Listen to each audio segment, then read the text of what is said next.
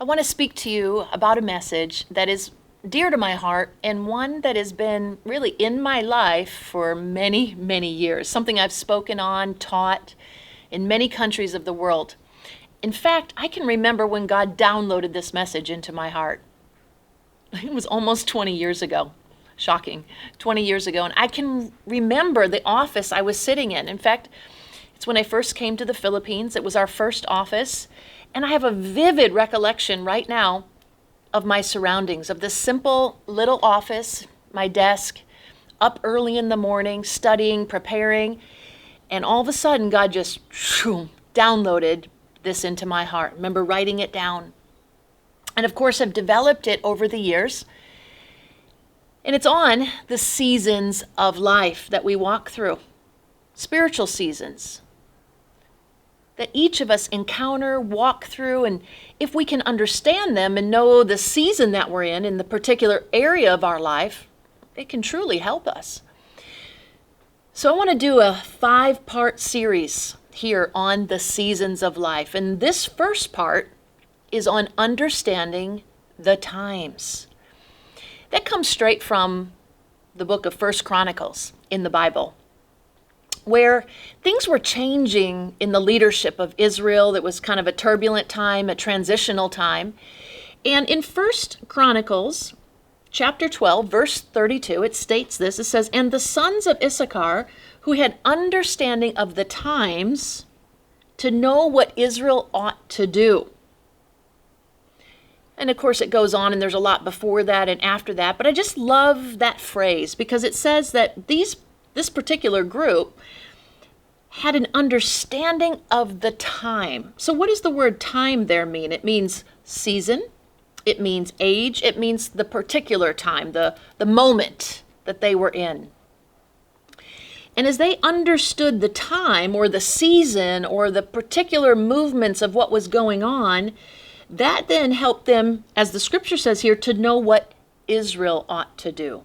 Now we can take that same principle in our lives, right? When we have understanding of the time we're in and the season that we're in, and whether it's a time of transition or it's a time of building or it's a time of letting go or it's a time of growing, whatever it might be, when we perceive that accurately, we can adjust within the season. We can dress for the season. We can have a better application of what is going on in our life. That's why this is important, having this discernment.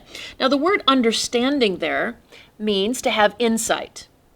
It means to have the mental faculty and the spiritual faculties to separate out the different issues, the different voices, the different opinions, the movements of what is happening, and be able to look at them all and analyze them and discern what is going on. The word understanding there means to distinguish the parts.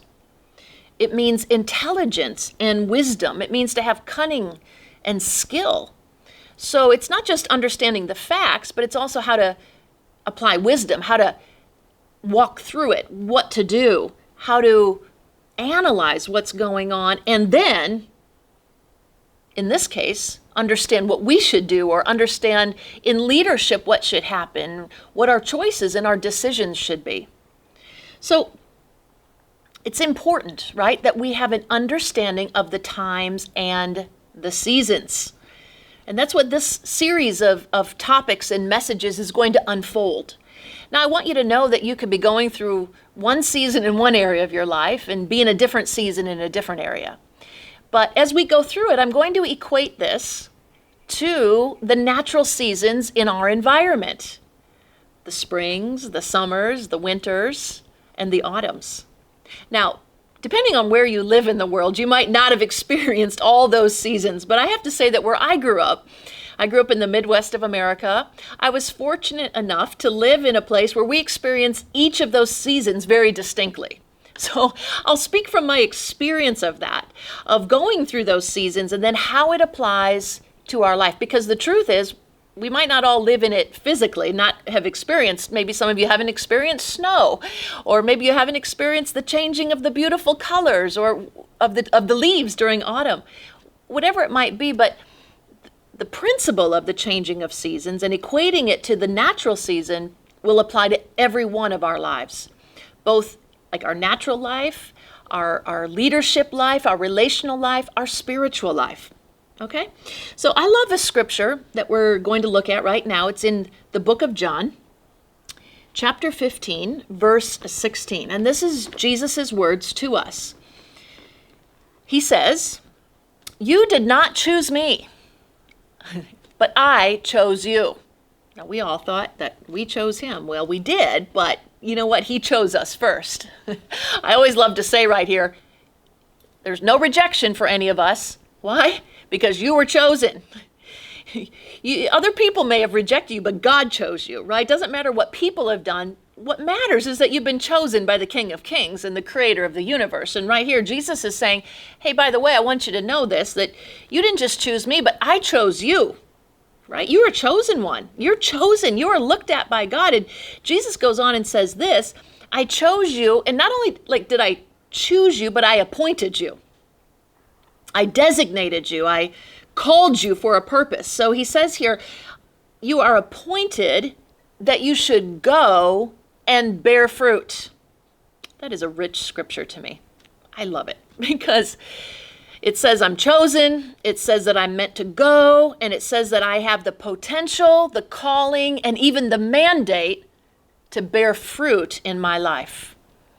And that's not a heavy burden, that's like a privilege. That's looking at it and saying, wow, my Creator put that ability on the inside of me to not just stay stuck in one place, not to stay stuck emotionally or in my personal, inner workings of my thoughts or my spiritual life. We're never meant to just stay stuck. We're meant to go, and we're always meant to grow, and in doing so, bear fruit. That's an abundance mindset, right? Because when we bear fruit, when there's harvest, when there's mature fruit on the trees or on the plants, we say, wow, that's abundance. I can eat of that fruit. Just, recently I'm here in the Philippines and it's the season of some beautiful exotic fruits called lanzones and rambutan. And if you're from other climates, you might not be familiar with those particular fruits, but if you're from Asia, you'll know them. And man, they are good. And it's awesome when they're just in abundance, right? We say it's harvest, it's fruit-bearing season. And then you go to the markets and they're everywhere and they're cheap and we eat them and they're so sweet and so good. That's the bearing of fruit. It's no good when there's no fruit on the plant, right? If the farmer planted for it and cultivated for it, but then something came and just wiped it out and there's not much fruit, that's what we call lack. That's the poverty side. But abundance is when there's fruit that's being born. Now, what's awesome about that is that that's what you and I are called to do, is bear fruit.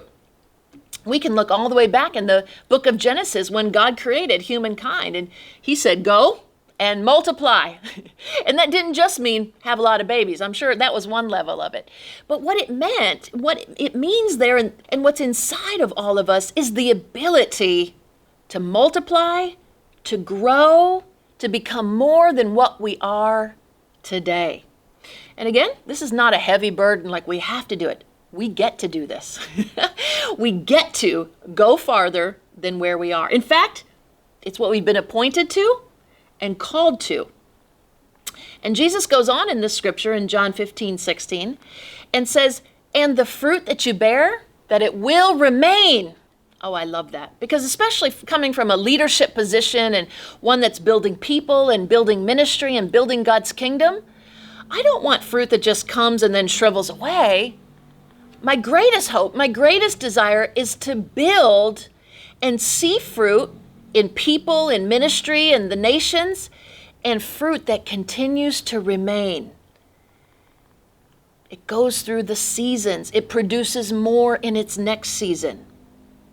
That we build not only for right now, but we build for this generation and the next generation and the next generation. Fruit that remains, and fruit that even remains into all of eternity. Understanding the times and seasons. So, we have been called, we have been chosen and appointed to go and to bear fruit. Now, I've already mentioned this, but when we say bear fruit, we could say that's a time of harvest, right? Because when the fruit is being born in the natural fields and in the gardens, we say it's harvest time when the fruit is at maturity. So I just want to insert that into this scripture and say that you've been appointed that you should go and be a person of harvest. Oh, I love that. Even when I say that, it just fills my heart with faith and empowerment. God didn't call us to lack. God didn't call us and appoint us to just have a little trickle of something. He called us into harvest. He called us into bearing fruit. Abundance is within us. And as we create and bear fruit from abundance, we create that abundance and harvest around us. Awesome. We have to know that. See, because as we do and as we go, it should be already from abundance in us. We don't go and do it because there's lack around us. So I have to produce because there's lack. No, we understand that abundance comes from within. And then, as we have the right thoughts, the prayers, the understanding, we apply action, the fruit comes. Okay, now, how does all this fit into understanding the time and the season? Well, if we understand that we're called to bear fruit and to have harvest, then we also must realize that that doesn't come immediately, does it?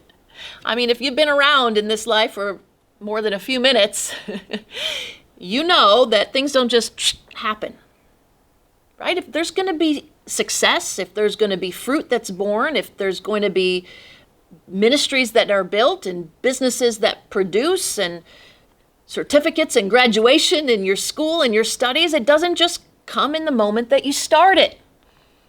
It comes after time. There's time that's involved. There's steps. There are seasons to get to the fruit bearing. And when we understand this, this will help us continue in the hard times.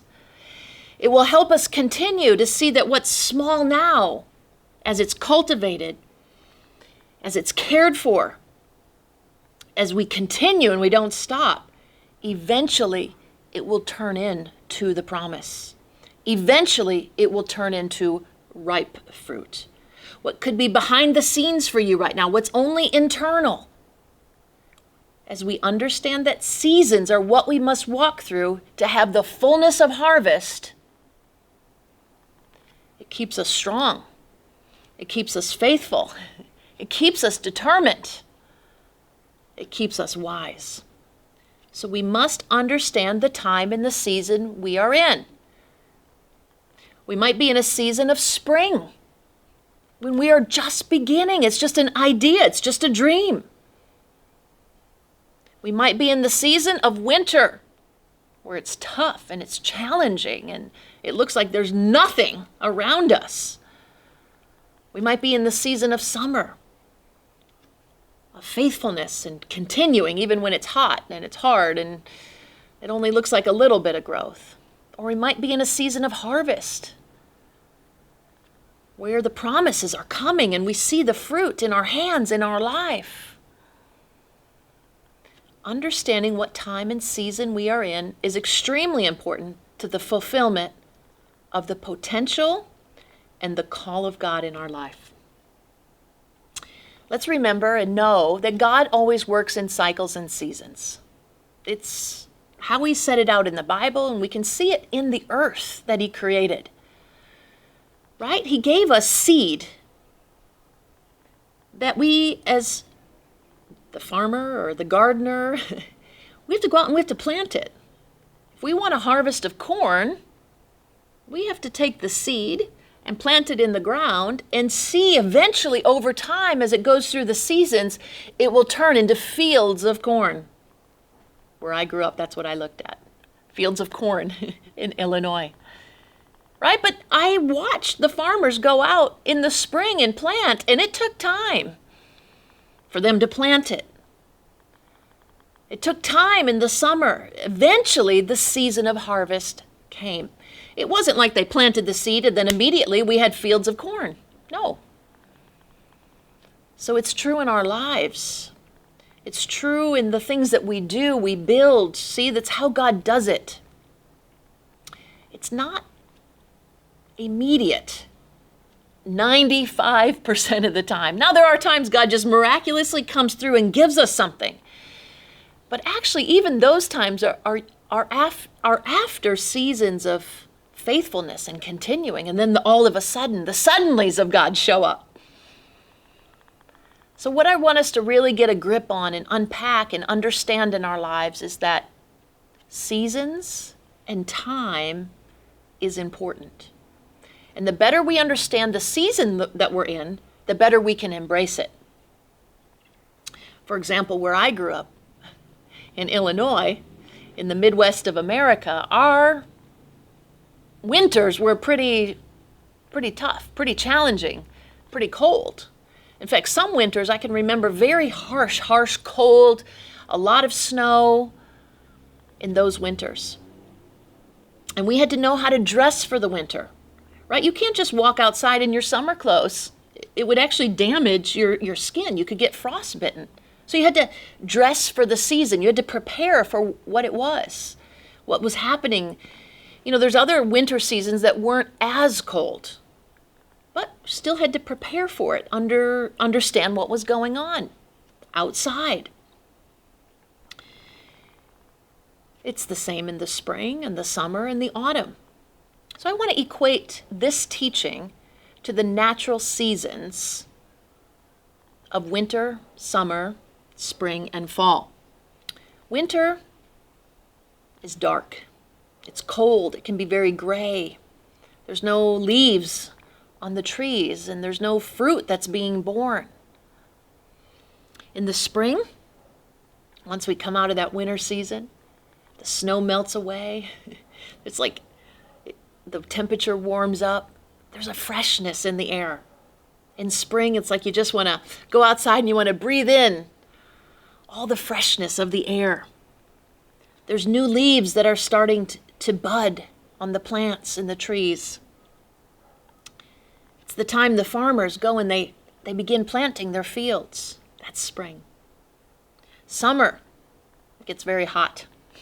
But it's the time that the crop is growing. The fields are growing. And I'm going to equate that to the time of faith and time of action in our life. You see, in spring is when we have the hope for something new. We have the hope of the harvest that will come. But in the summer, that's the time of faith and of action. Okay? And the next season is the season of autumn or of fall or of harvest. This is often when most of the plants in the fields and the crop is when it's the time of fruit bearing, and we go and we collect the fruit. So in our lives, that's the time that the promise comes. That's the time that there's a fulfillment of things that we've been working for or believing for, and we see the manifestation of it. All right, we're going to unpack this in our series. We're going to look at what does it mean to be in a winter season? What's it like in a spring season? What do we need to do in summer season? And how do we fully embrace and take hold of the autumn seasons? The seasons of life and understanding the times, so important. See you in the next session.